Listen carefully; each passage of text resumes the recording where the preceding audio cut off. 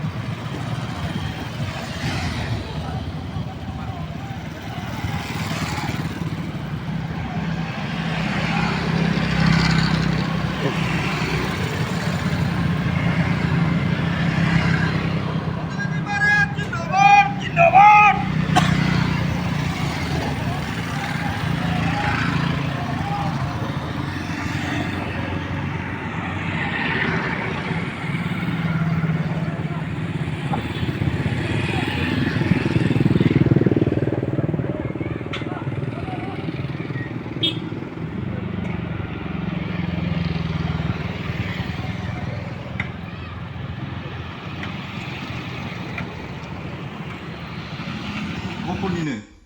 एक्स-एन-डि-बि United फरामनिनो सेन्ट्रेलनि दैदेनगिरि मानगोनां forester Basumatary बिथांखौ सिनायथि लाखिनो खावलायबाय आरो डिस्ट्रिक्टनि एक्स-एन-डि-बि इउनाइटेड फरामनि डिस्ट्रिक्टनि प्रेसिडेन्ट बि बाज्रुम बिथांखौ सिनाखि होनो खावलायबाय आरो लोगोसेयैनो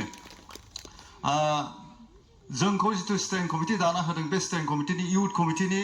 वर्किं प्रेसिडेन्ट जायनि खारबाय थानायाव जोंनि मिटिं माथोंफ्रा जाबाय थादों बिथांनि हार्ड लेबार बिथांनि माने वर्क सेक्रिफाइस जिथु जों बरायदों गनायदों आरो बिथांखौ सिनाखि लानो खावलायबाय सुदेम बसुमतारी आरो लोगोसेनो जों दंफैफानो हायो माने महिला कमिटिनि स्टेरिं कमिटि महिला कमिटिनि माने प्रेसिडेन्ट मनेश्वरी बसुमतारी सिनाखि लाखिनो खावलायबाय आरो भाइस प्रेसिडेन्ट अन्जु बसुमतारी सिनाखि लाखिनो खावलायबाय आरो लोगोसेनो गोजोनथावना बाथ्रा बे थाइजौगुरि गामिनिफ्राय youth committee steering committee youth कमिटिनि इउथ विंसनि आफादगिरिखौबो बे थाइजौगुरि गामिनिफ्रायनो होनाय जादोंमोन ड्राइभार बसुमतारीखौ बिथांखौबो सिनाखि लानो खावलायबाय बिथाङा नोंथांमोननि बे गामि हाबस'नायनि थाखाय उदालगुरि खारबाय थानायाव बेस्थ' जानानै आरो न'नि माखासे खामानिनि थाखाय बेस्थ' जानानै ओंखारनो हायाखैमोन खिन्थु एसुरेन्स होबाय बिथाङाबो भरपुर जोंजों ओंखारफासिगोन आरो एपिबि दोलोनि जानानै मावसिगोन थ' लोगोसेयैनो जों बेवहाय जों नोंथांमोननि अनसायनायखौ मोननानै जुदि जोङो पावाराव फैनो हायोब्ला आरो जोङो फैगोन अब्लानिया जोंनो मास मोनसेबो सम नाङा जेलाव थानाय एनडिबि बिदा फंबायफोरखौ जों उदां अख्राङाव जों लाबोनो हागोन बिनिखाय जों गोदान आलादा पार्टी गोदान बिकल्प हान्जाखौ जोङो दादों दिनै रन्जन दैमारिनि नाजानाय जुजिनायनि गेजेरजों नांसोमनाय बावसोमनायनि गेजेरजों